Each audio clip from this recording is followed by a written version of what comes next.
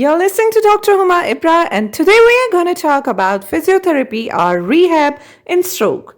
We'll also discuss Brunnstrom Stages and Rehabilitation Plan. Watch this video until the end as we have some MCQs at the end of the lecture to check how much you have learned about it. First, we'll talk about the introduction of the stroke. Now, what simply the stroke is? Stroke is the damage to the brain cells or damage to the brain due to the lack of blood flow or interruption of the blood flow to the brain. Now, let's talk about the types of the ischemic and hemorrhagic stroke. Ischemic stroke occurs when there is a blockage in blood vessels, and hemorrhagic occurs when there is the burst in blood vessels.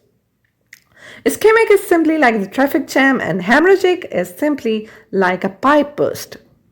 So, common impairments include hemiplegia, spasticity, weakness, loss of coordination, and the physiotherapy goals include improve function, restore movement, and prevent complications. So we'll talk about the manifestations or indications of stroke. There's a focal weakness, which is most common, sensory loss, speech disturbance, language disturbance, and visual loss. Next, we'll talk about the objectives of the stroke rehabilitation. So we have to achieve maximum level of functional independence, facilitate neurological recovery, successful reintegration back into the home, family, and community, reestablish meaningful and gratifying life, educating of the stroke survivor and his family regarding secondary stroke prevention. Let's talk about the types of strokes. There are 6 types of stroke. Let's have a look to first the transient ischemic attack. It's also known as mild stroke, or you can say temporary stroke or minor stroke. So minor, mild, or temporary stroke, and it's a stroke-like event that completely resolves within 24 hours. Symptoms occurs only a few seconds or minutes, followed by an apparent resolution. The second one is cerebral thrombosis. Thrombosis of the large extracranial or intracranial vessels as the result of atherosclerotic CVD. It's approximately 30% of all cases of stroke, common in vessels of neck and base of brain. The third one is cerebral embolism, type of ischemic stroke where a blood clot embolus forms in another part of the body and travels to the brain, blocking an artery and depriving brain tissue of oxygen, responsible for about 30% of all the cases. The fourth one is lacunar stroke, approximately 20% of all the strokes. So what the lacunar stroke is, lacunar stroke or lacunar cerebral infarct is the most common type of ischemic stroke from the occlusion of small penetrating arteries that provide blood to the brain's deep structures. Talking about the fifth one is cerebral hemorrhage, approximately 11% of cases. Hypertension, most common cause at the site of small, deep penetrating arteries, occurs through rupture of microaneurysms, Charcot-Bouchard aneurysms. The sixth one is subarachnoid hemorrhage, accounts for 7% of cases, usually results from rupture of arterial aneurysm at the base of the brain with bleeding in the subarachnoid space.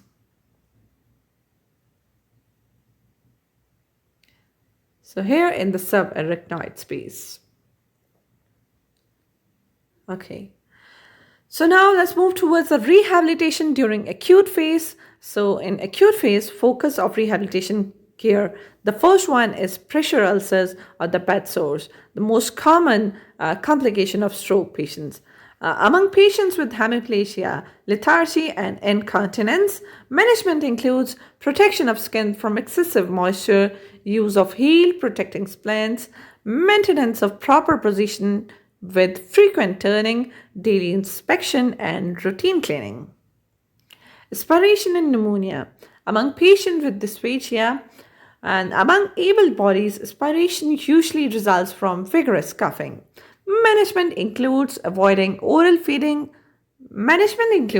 Avoid oral feeding among patients who are not alert, assessment of ability to swallow even in alert patients, swallowing, video fluoroscopy or flexible endoscopic evaluation of swallowing may be performed, and tube feeding or gastrostomy may be necessary.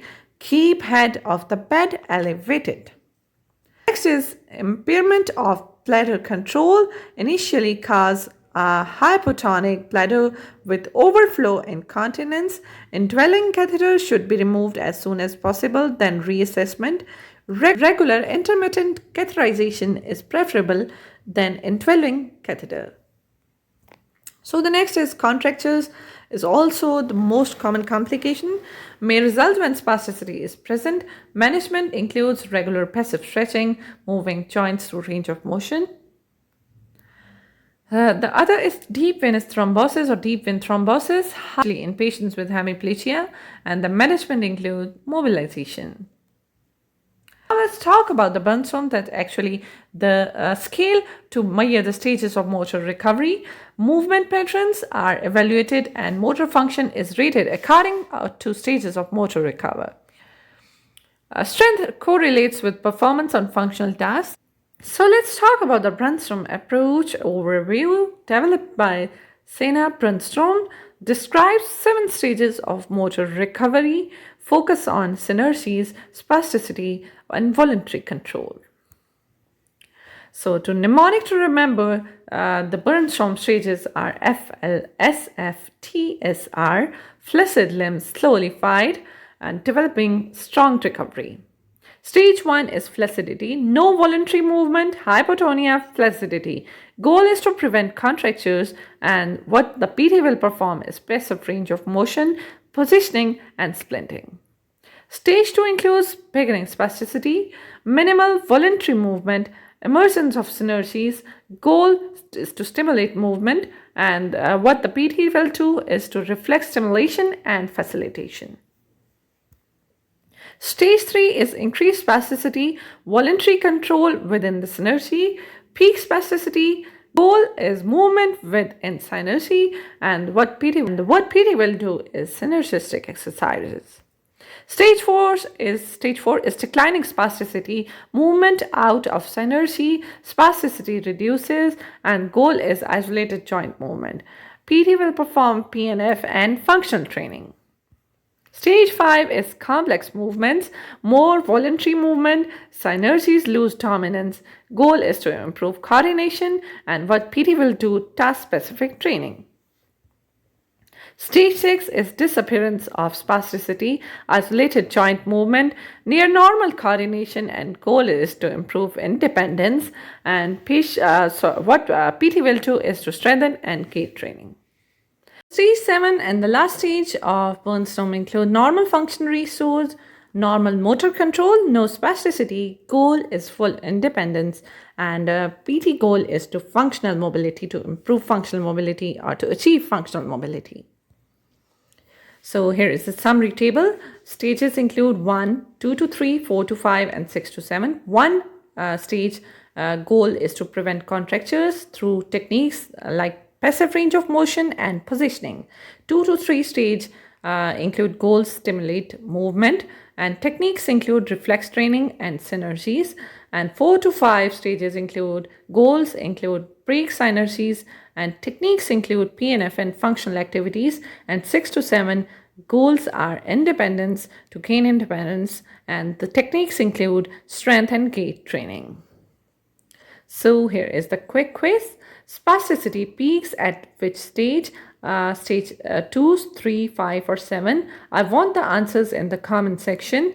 And the next one is isolated joint movements begin at stage 4, 6, 2, or 5. So the conclusion is Brunnstrom stages help track stroke recovery. Rehab must be stage specific. Consistency and repetitions are the key. Subscribe for more lectures. Thank you for watching this video.